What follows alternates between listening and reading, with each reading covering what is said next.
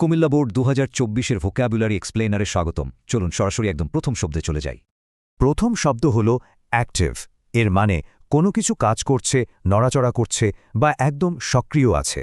দেখুন, ক্লাসের চটপটে স্টুডেন্ট বা চলমান ভূমিকম্পপ্রবণ এলাকা দুটোকেই আমরা অ্যাক্টিভ বলতে পারি।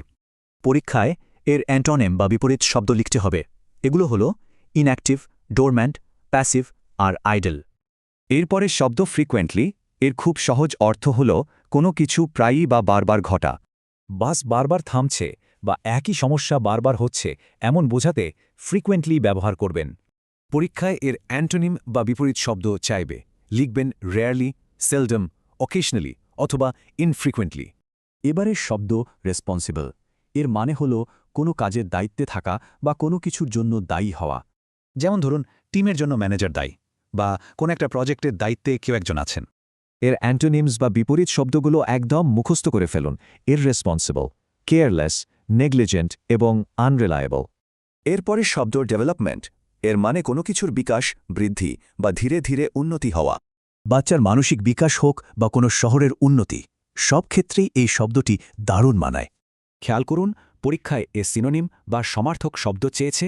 এগুলো হলো গ্রোথ, প্রোগ্রেস, অ্যাডভান্সমেন্ট আর ইমপ্রুভমেন্ট। আমাদের পরের শব্দ রিডিউস। এর মানে হল কোনো কিছুর পরিমাণ, আকার বা মাত্রা কমিয়ে আনা। যেমন ধরুন, আমরা ময়লা আবর্জনা কমাতে চাই বা ব্যবসায় ক্ষতি কমাতে চাই, সেটাই হলো রিডিউস। এর অ্যান্টোনিমস বা বিপরীত শব্দগুলো হল ইনক্রিজ, এক্সপ্যান্ড, রেইজ এবং অগমেন্ট। এগুলো ভুললে চলবে না। চলুন অ্যাওয়্যার শব্দে যাই। এর মানে হল কোনো বিষয় জানা বা পরিষ্কারভাবে বুঝতে পারা।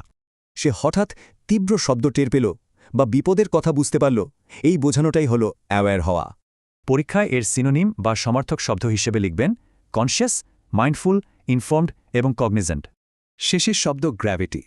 এটা শুধু ফিজিক্সের গ্র্যাভিটি নয়, কোনো বিষয়ের চরম গুরুত্ব বা মারাত্মকতা বোঝাতেও ব্যবহৃত হয়। কোনো একটা ভুল বা বিপদ আসলে ঠিক কতটা ভয়ঙ্কর বা সিরিয়াস সেটা বোঝাতে এটা কাজে লাগে। এর সিনোনিমস বা সমার্থক শব্দগুলো হল সিরিয়াসনেস, সিভিয়ারিটি, ইম্পর্টেন্স এবং সিগনিফিকেন্স। সবগুলো আজই শিখে নিন।